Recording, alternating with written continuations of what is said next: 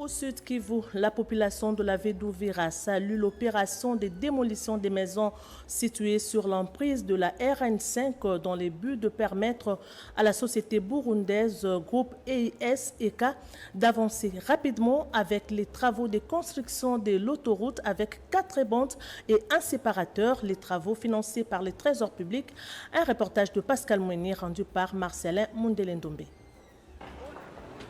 Une dizaine de maisons en matériaux durables construites anarchiquement dans les espaces entre les poteaux de câbles moyenne tension de la SNEL et la chaussée située entre le pont Moulongwe et le parking ont été démolies. Nous sommes dans la ville d'Uvira au sud Kivu. Sous une haute surveillance des éléments de l'ordre, le pot-clé de la machine de la mairie d'Uvira est entré en action pour faire respecter l'ultimatum de 72 heures du conseil de sécurité urbain dirigé par le maire Kiza Mouato.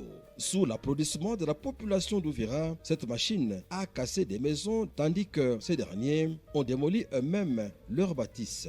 Les propriétaires de ces maisons disent être victimes d'une escroquerie par les services de l'État. Ils supposent détenir des documents fonciers authentiques, notamment les autorisations de bâtir et les certificats d'enregistrement. Le révérend pasteur Kashindi Bakingakati et autres victimes disent, se référant à la loi Bakajika, que le sol et le sous-sol appartiennent à l'État, mais si l'État requiert son sol, il y a toujours des préalables en faveur des occupants. Ces derniers soulignent que malgré le coup dur sur eux, ils souhaitent voir ces projets aller jusqu'au bout. Une fois cette route terminée, et ça sera l'honneur pour la RDC en général, mais si ces projets s'arrêtent à mi-chemin, ça sera alors une désolation. Pour rappel, ces maisons démolies étaient à la base du retard constaté dans les travaux d'assainissement et de la construction d'une autoroute à 4 bandes, large de 30 mètres, travaux financés par le gouvernement central et exécutés par une entreprise burundaise du groupe EIS-EK